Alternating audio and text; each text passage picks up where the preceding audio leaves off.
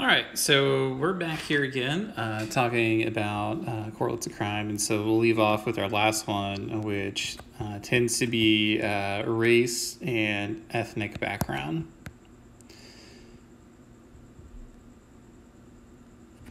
So when we talk about this, right, we'll, like we do for every video, we'll kind of like create like a few little things, right?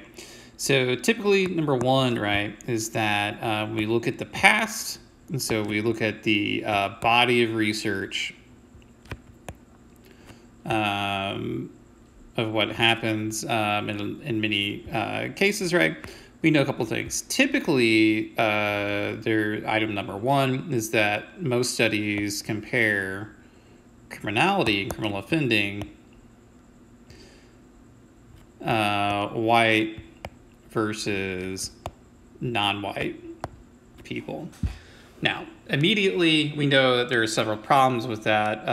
Number one being is that there's more than if you're just white versus non-white. So this is definitely imperfect.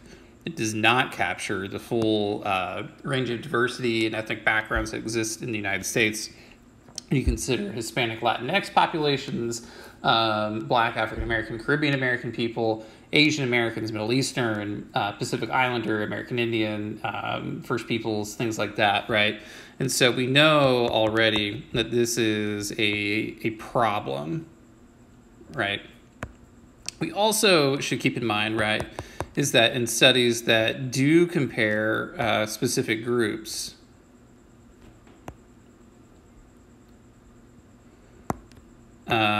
we typically find that there are going to be instances where we have white and they will group in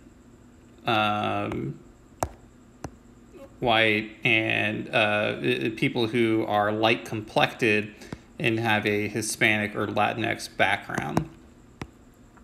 So there wasn't really, in a lot of these earlier studies, right, there's not a distinction between white non-Hispanic people and white Hispanic people. So there wasn't a distinction between those groups.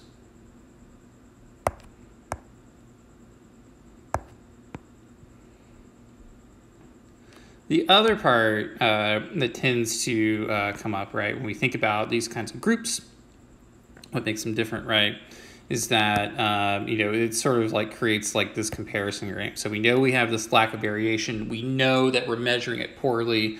We also know that we like are missing a lot of info about a shared culture,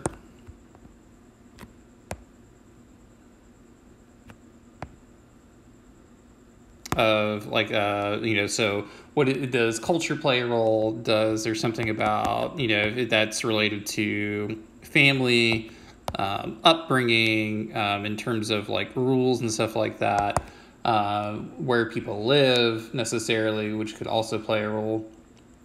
So their point being is that all this information tends to be ignored in most studies, and it's just reduced into this white versus non-white stuff. In most, it's not all cases, right? Of course not. It also doesn't factor in, different where people are from, like if there's different countries of origin, if that matters or not, which is certainly a popular idea in popular media to consider one's country of origin as if that would matter in likelihood of one's committing crime. But like really though, point being is that it's a very complicated and poorly studied topic in criminology, and there's something that there's not a lot of theory. So the point of this, right, was that we should keep these caveats in mind and know that the measurement of race and ethnic background is decidedly poor.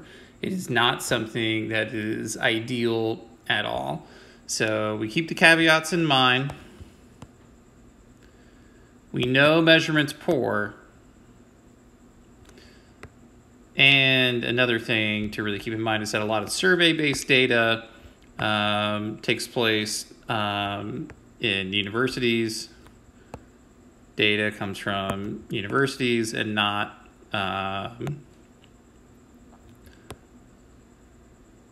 and not necessarily in the field per se, right? So these are all things to keep in mind. So let's talk about like a few things that can kind of come up with this, right?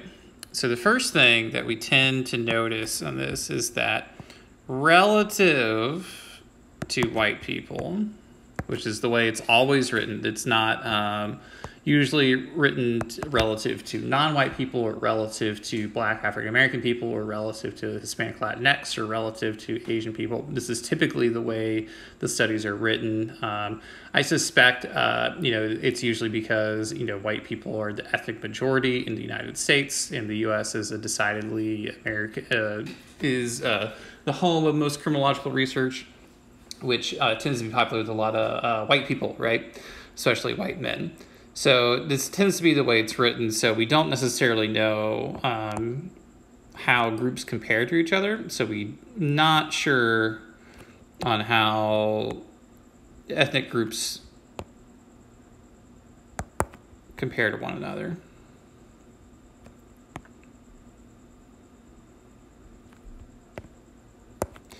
The other part to keep in mind is that because we focus on this, right, there's again missing variation related to if someone's from the Middle East or they're American Indian or so on, is that if there is any kind of variation, it's usually going to be with Black, African American, or Caribbean American people, Hispanic or Latinx, or white, and then other, put the O there.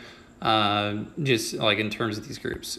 It's the way it's typically measured and handled. Again, really poor way to measure it because it loses a lot of variation. The theory ends up being compared, and why is like the touchstone for comparison have to be like to white people, right? So there's a lot of stuff that could be better and isn't necessarily not necessarily like going to be like useful or helpful or tell us a lot about the world. So the things that we end up finding, right, is that we find in the criminal justice system, new color, that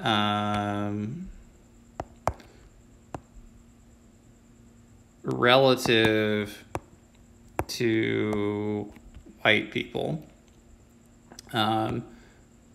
non-white people tend to be overrepresented. So what that usually means is that relative to numbers in the population, there tend to be there are more. It's not evenly distributed, right? So there's not an even distribution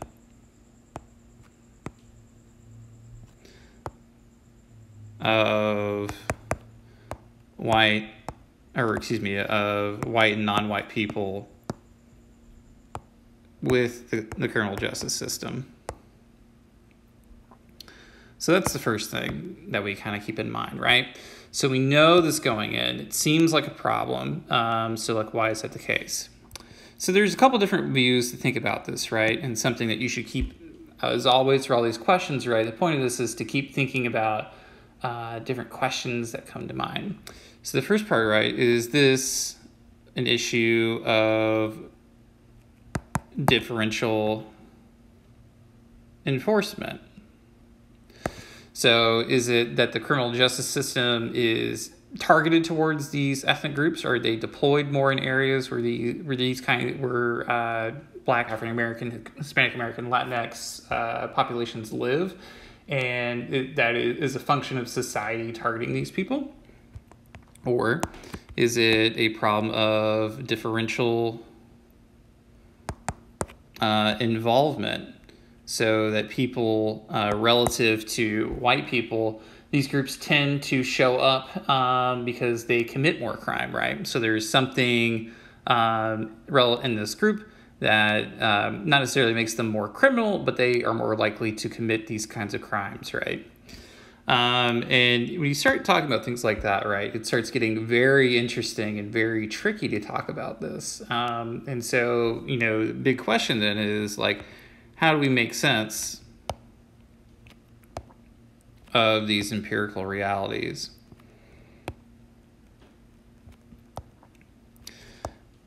And that's kind of what theory gets at, is what is the why for this, right?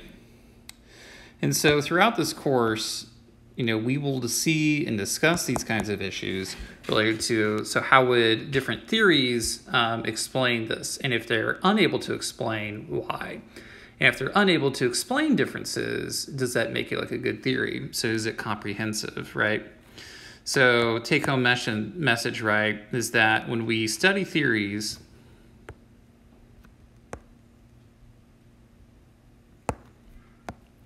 we need to think about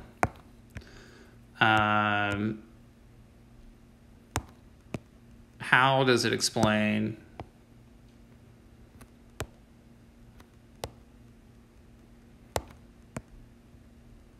correlates of crime.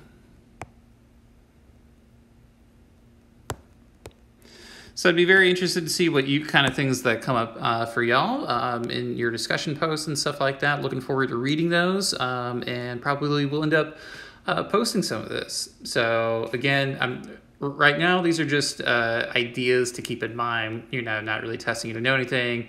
And there are different discussions to have about measurement and how things are done as far as like what theories are into place. And the core idea, right, is to think about these things, right? So maybe to trigger some kind of thinking, and see what kind of you come up with, right? Because society grows the more that we ask questions. So the more questions that you have, the better. So think about this kind of stuff, I guess, is the lesson from this.